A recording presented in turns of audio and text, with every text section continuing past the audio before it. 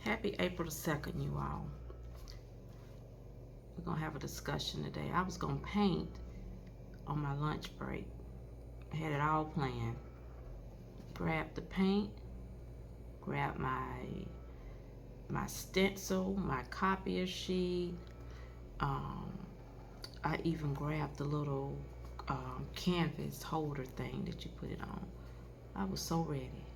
I was real ready until I saw my last patient, and I was like, okay, well, I'm on schedule today. I worked really hard to be on schedule. Even had an extra patient, but I actually got it done. Pulled out everything. No paint. I was gonna go buy some more paint, but I said that's wasting money. So I'm gonna trace it, and then when I get home, I'm gonna paint it.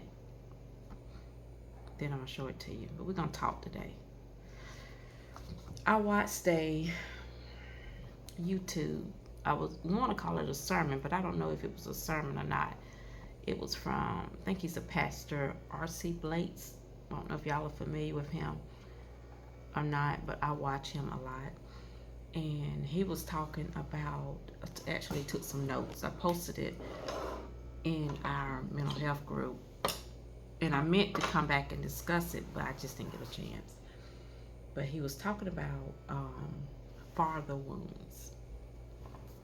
And he was speaking of how our father wounds impact our relationships as women that we have with the world, with our husbands, with our significant other, whatever. It impacts everything.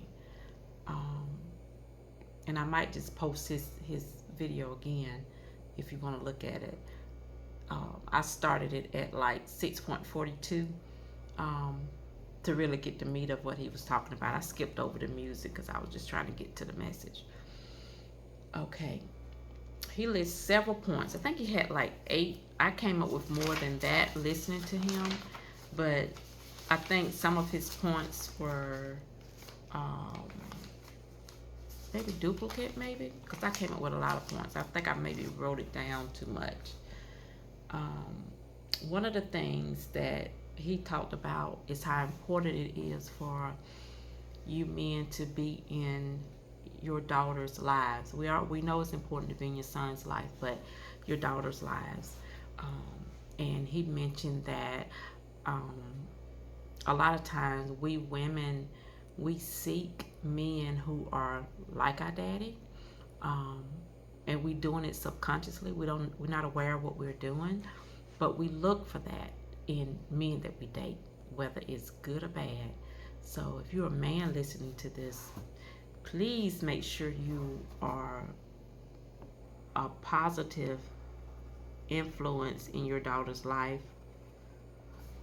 so that when she grows up, she will also pick a man who's gonna capitalize on what you already taught her or showed her how a man should be, and find somebody who's good for her. I can't see Robert Dern. Wait a minute.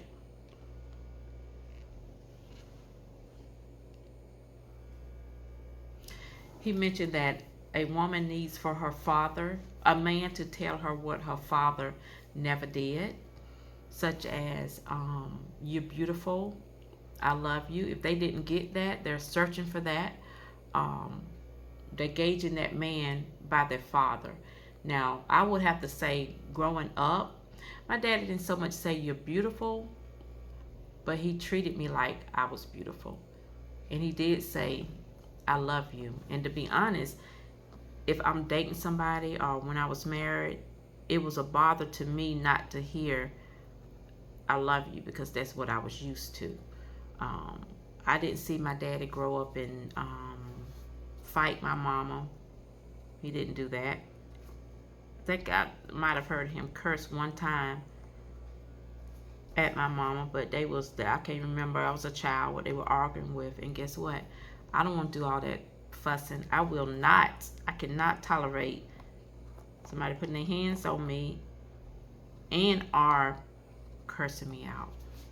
I don't care if you say you're playing or not. We're not doing that. I'm not used to that.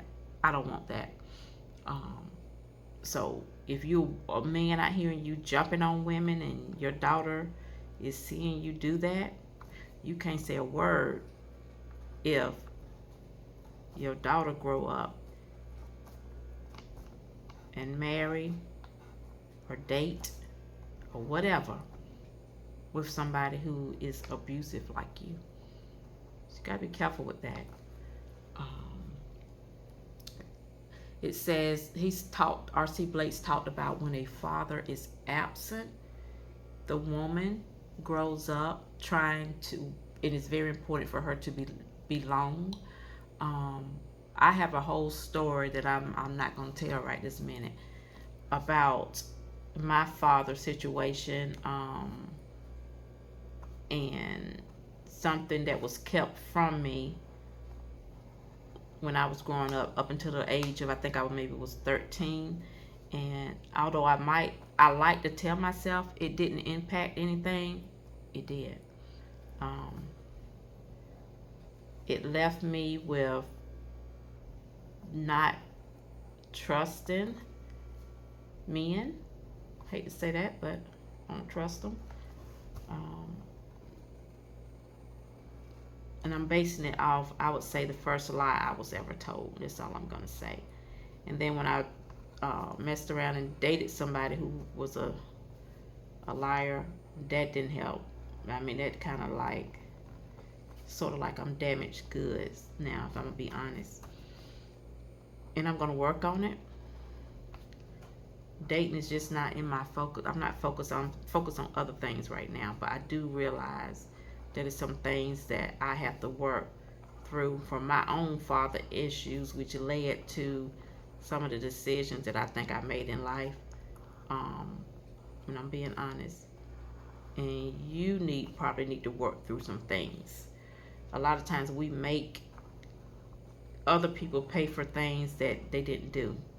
You can realize you're doing it, but still, it's just like if you, like I said, you ever dated a cheater, you're not gonna trust a man. I don't care unless it's Jesus. You don't trust him. You always looking side eye. You know why? Because you like, I missed it the first time it was happening, and I'm not gonna miss it again. So that's what you do. Back to what we're talking about. Let's see. It says that a woman who has had an absent father likes to prove to the men that she date or marry that she's good enough. That's true. Let's see.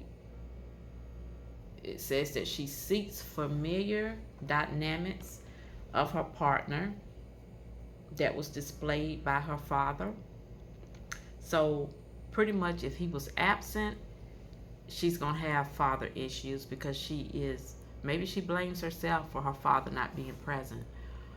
So she's going to be seeking validation from the man that she chose to be in her life or who chose her. She's going to always feel like she's not enough because her daddy wasn't present.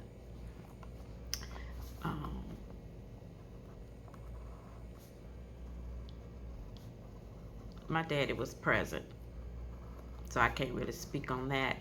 As far as I know, I do have abandonment issues, and that I'm not going to get into right now. But for the most part, my daddy, I was raised by my stepfather. I will say that.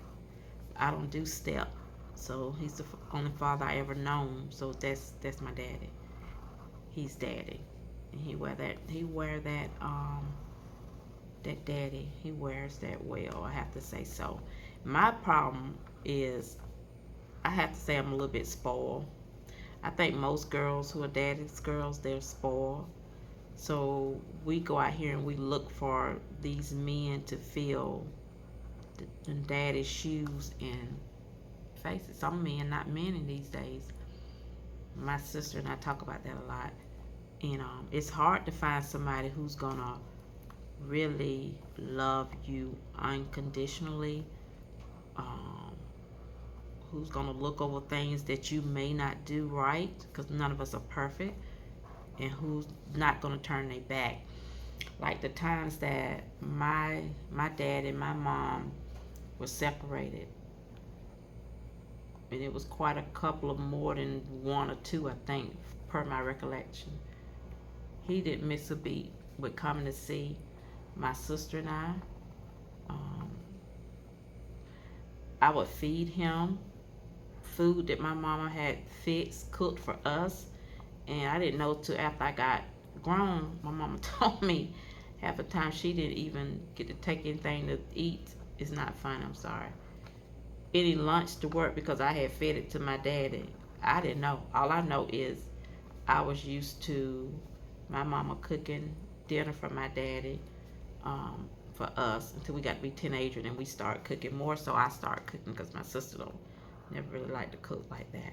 I still love to cook, and I thought he was hungry, so I was gonna make sure I fed him. And guess what? Even today, if I'm dating somebody, in my mind, I have to feed them. I love to cook. Even if I'm not dating somebody, cooking is my love language. I guess I do what I saw my mom do. A lot of these younger generations nowadays, they don't be trying to cook, which I don't understand, but that's them. Okay, we talked about that. Um, it says that unhealthy women choose men based off of surface attractions. That's what Mr. R.C. Blake said. They're looking at whether or not they 6 feet, got 6 figures, and a six pack.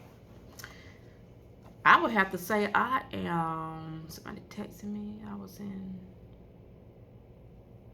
Kingston. I couldn't see that.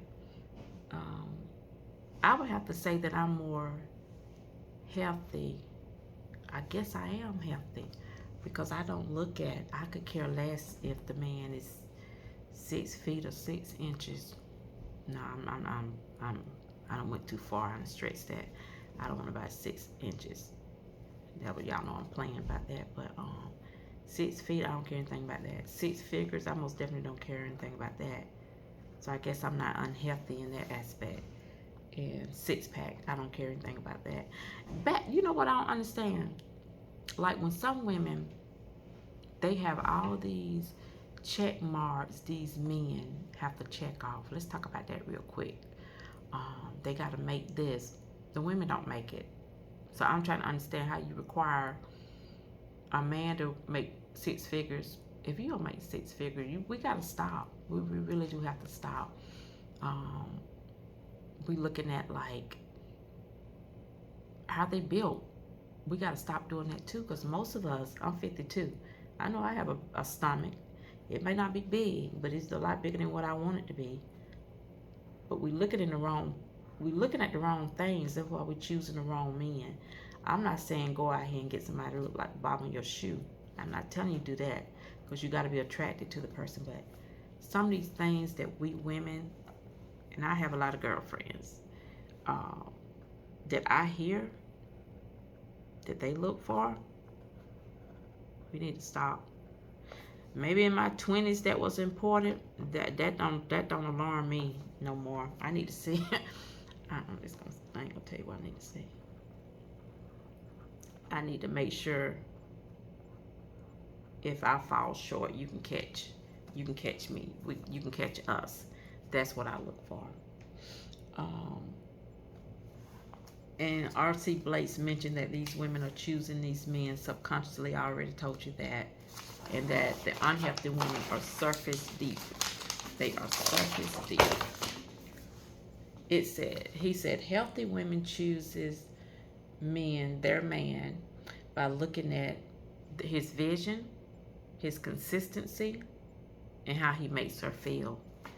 You'll know if somebody is for you versus if they're not for you about how you feel. If you're crying more than you smiling, well, you shouldn't be doing too much crying unless it's happy tears. But if you are crying more than you're smiling, or you always trying to explain to this person why you doing this, why you doing that, why you move like you move, that's not for you, baby. It's not. Um, if you're missing your dad, say your dad was absent in your life, and this goes for men as well, reach out to him. You know, he might have not he might have not known how to be a good daddy. Um, where are we taught to be a good mother or be a good father? Um, reach out to him. Don't let, just because your dad was absent in your life, um, don't hold it against him. Because you might be holding it against him and you don't get a chance to tell him that it's okay that he wasn't in your life. I will tell you, I already told you that I was raised by my stepfather. A lot of people, I don't know why they didn't know that, but I'm fine. I found out last year that a lot of people don't know it. I didn't talk about it. I don't never talk about it that much. Maybe, probably 2 or 3 people. But I will say that I didn't welcome my biological father when I had the chance to. And I regret that. I was a teenager, searching for my own identity, and then finally finding out who I was, and I didn't handle not being told the truth about who I was for so many years.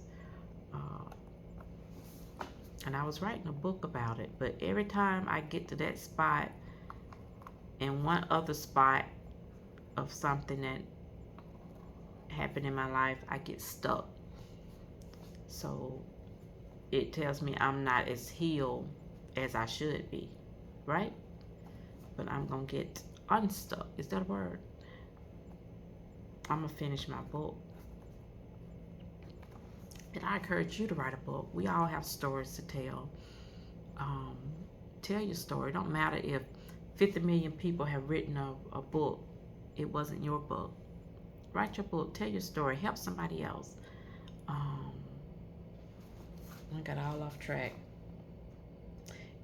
R.C. Blake said, women with father wounds tolerate mistreatment. And they do. One reason I think they do that is because they feel like they have to, or the man is going to leave or not talk to them. It don't matter. Because if somebody stopped talking to you for being you,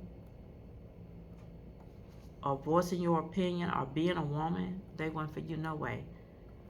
I have noticed that when somebody is really supposed to be in your life, let me tell you, you can't make them go nowhere. You'll try, but guess what? At the end of the day, they still there, because I feel like God meant for them to be there. I really do think that the people that we meet in life, they serve a purpose. We might not know the purpose that they serve.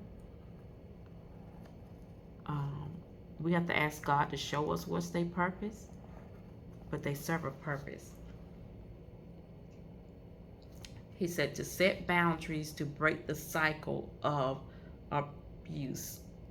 And abuse could be physical, financial, emotional, mental. It's more than just, okay,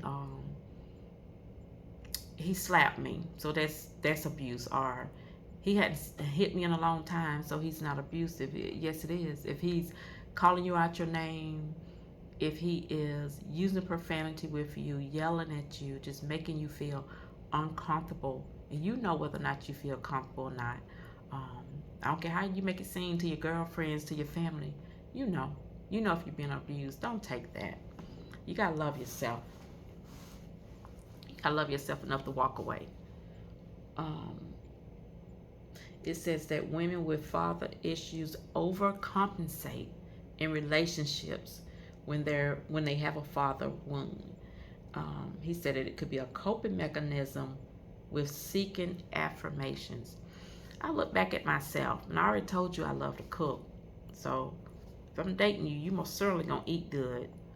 But I find myself doing a lot of other things when I'm in relationships. Like, I dated a guy once, and he had real bad migraines, headaches, some type of, I can't be diagnosing people, but this is my patient. But I felt the need.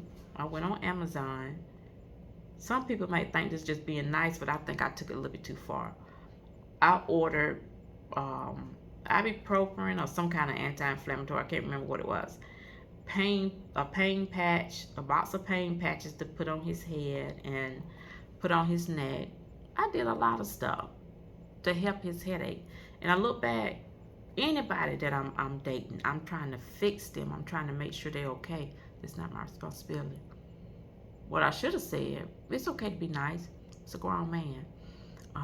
You can tell him what to do to get rid of his headaches or what to try or what you try, because I have migraines and I have to put a paint patch on my head and on my neck when they really come.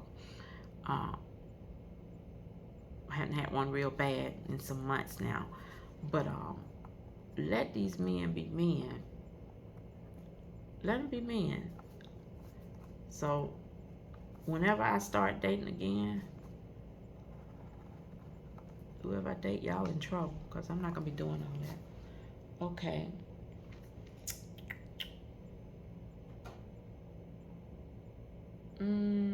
It said that unhealthy women like to prove, or women that have father wounds, they like to prove that they're good enough and that they're worth it. I think I had already mentioned that. And guess what else? Now this is a big one.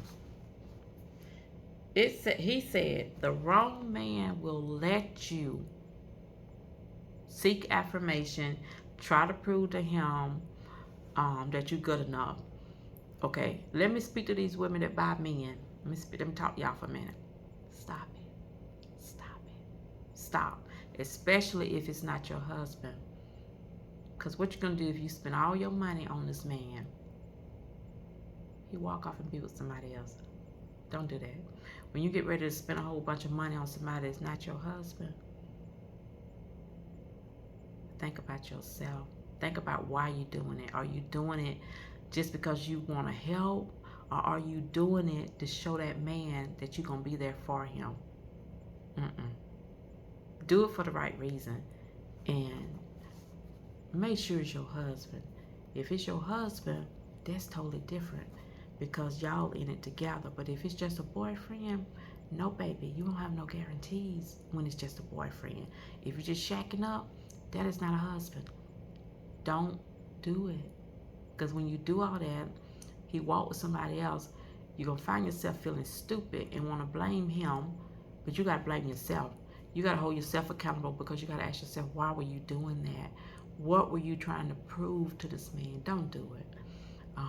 I learned a whole lot of lessons in life just by living life.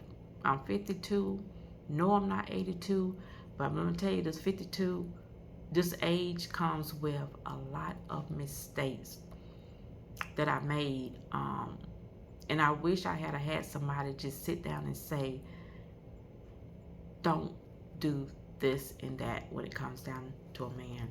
Now, my mom, she taught us not to let anybody mistreat us as far as hitting you and stuff, but we didn't go into the other types of abuse. And it's just like a lot of people, when I hear them speak of abuse, they don't speak of the other types of abuse, and it is financial abuse. You can really the wrong man will take advantage of you.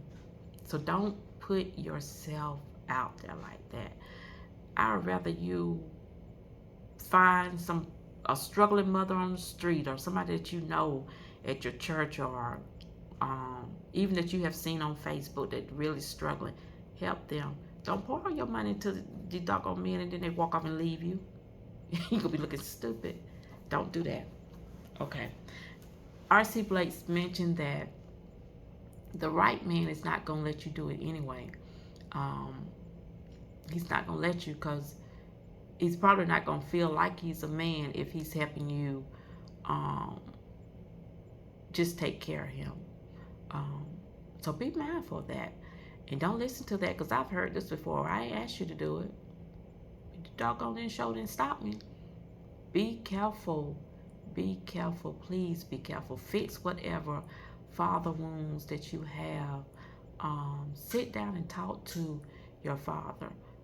If you feel like you have father wounds, sit down and talk to the men that you have in your life if you feel like you have father wounds. And just remember, the right man for you, he's not going to use you. He's not going to take advantage of you. He's going to be very understanding. Um,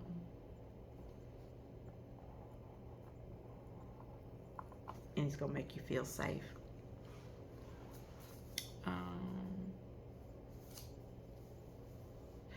R.C. Blake said, the right man will stop you from running yourself into the ground.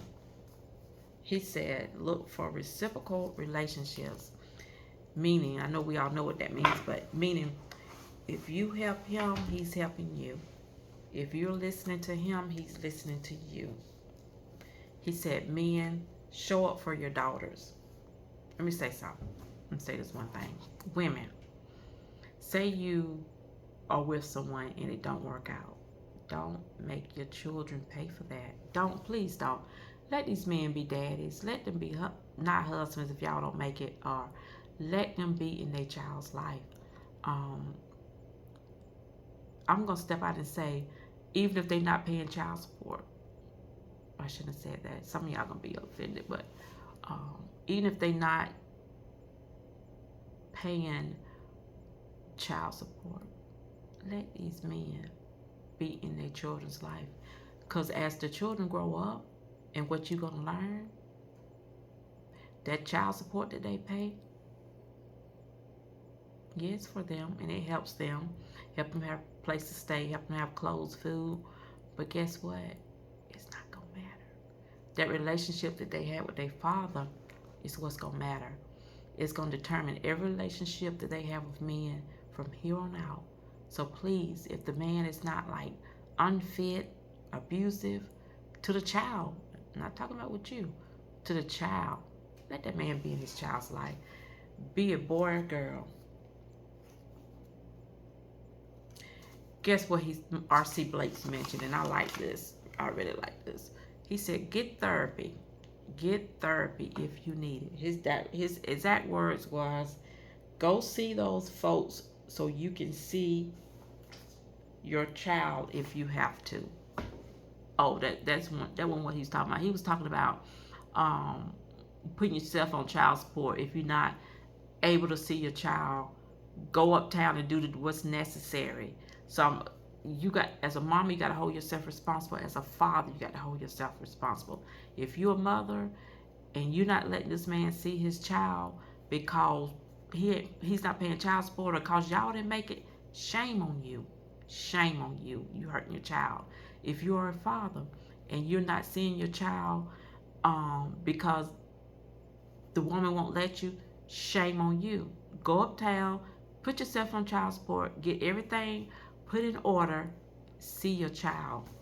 That child support that you're paying, let me tell you, at the end of the day, when the kids grow up and that damage is done because you were not there, or mothers, that damage is done because you didn't allow that man to be there, because you were bitter, you're going to have something that child support could not even fix. Don't do it. Don't do it. R.C. Blake said, women, I think I mentioned this, who have father wounds are unsure of herself.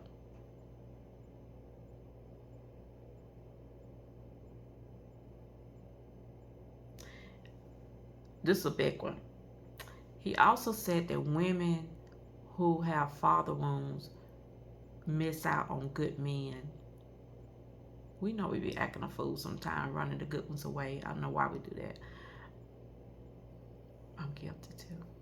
I think I know ran right about 2 of them,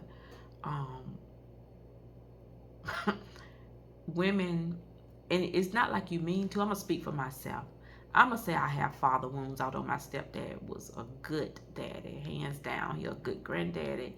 He mean the world to me. He has been my daddy. But because of some resentment that I held, with not knowing my biological father until I was well in my teens, I feel like everybody from there, all men have had to pay for it, to be honest. Some of them, a couple of them that I had, they needed to pay for it, but some of them didn't. And I, looking back, um, I have said, that was a good man. I usually get stuck with the bomb for whatever reason, I guess father wounds. But I have had some good men, a couple, that I feel like if I had a moved different, if I hadn't um, gone through the things that I consider father wounds, and transferred that into my relationship, I feel like we probably would have been married. I've been married, but it probably would have worked. Not with my marriages. I had two, and it's terrible. Um, it's not terrible because guess what? I have enough sense to, if something is not for me, I know how to get out of it. Now I have some issues with getting out of relationships that wasn't meant for me. But when I was married, and explain that to me, maybe because I'm not gonna say too much, but I ain't had no problem getting a divorce. That's bad to say. Father wounds. Maybe that's father wounds. I gotta blame it on something. Okay. Um, R.C. Blake spoke of the attachment theory.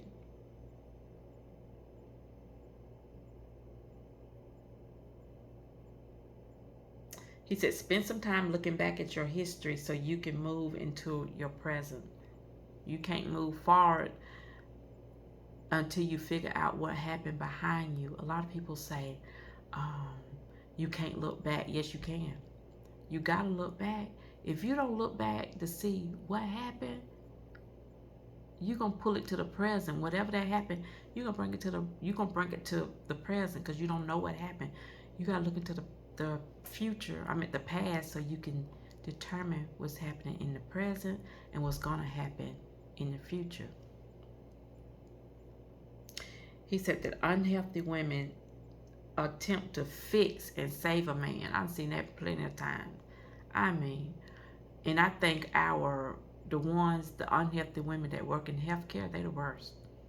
We get these men mixed up with patients. We feel like we can fix them because we fix these patients. They're not patients.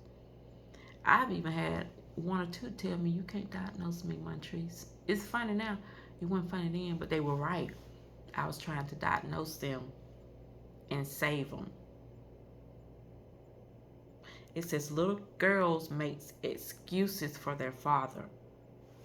Women, full-grown women, don't. I guess I'm not a little girl because I just sat here and told y'all something that's very personal as far as me not being introduced to my biological father until I was a teenager. So I guess I'm not a little girl. It says it's not your job to fix a man. Check this out. He said his mama couldn't fix him. And if God hasn't done it, what makes you think you can? Think about it. Fix yourself. You got enough to worry about yourself. You got to fix yourself. By the time you get finished fixing yourself, you don't have time to fix him. Fix yourself. Let him fix himself. Let God fix him. Pray for him. Let God fix him. And guess what? If he can be fixed and y'all can be fixed, then y'all gonna be fixed. Y'all gonna either be together, y'all not gonna be together. But stop self-sabotaging your relationships because you have not dealt with your father wounds. Stop saying you didn't have any father wounds. Stop being embarrassed to admit that you had father wounds. It's okay. It's okay. Talk to your father. Whoever raised you as your father. Let them know. It's okay. You don't have to bring up, I remember when you did this. You don't have to say all that. But open your mouth. You are an adult. Communicate with your father. Because your happiness with whoever else in the future depend on it. It depends on it. And I just said it. He said that wounded women with father issues, they self-sabotage their own relationship. He said, because they don't want to feel abandoned. Look, I didn't mean guilty of this. If they don't call when they supposed to be calling, you want to know, why didn't you call me? What are you doing? Where are you going? This man is grown. If you got to do all this, that's not your man. That is not who God wants you to be with. He also say women like to say, and it's self-sabotaging to say, I knew it wouldn't last. Let me tell you, that mindset. If you go into a relationship or marriage thinking, oh, well, if this don't work, I can get a divorce, or I knew it wouldn't work, it's not going to work. You have to go into your relationships or your marriages, if you're in a relationship that you feel like the man is your husband, like it's going to work. Don't self-doubt yourself. Don't doubt that man.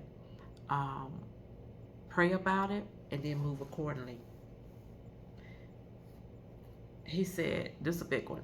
You will lose good men and look back if you aren't healed from your father wound. I already told you about that. He said that if you will realize that you have lost a good guy. I've told you that too. I'm not going to go back and tell him you was a good guy after all and I lost you the way I was acting. I'm not going to do that now. But I got sense of know that I have not always acted the way I should have acted. He left it with, and this is my word to you, it's time to heal. Talk to your fathers. Heal yourself. Heal yourself. Be blessed.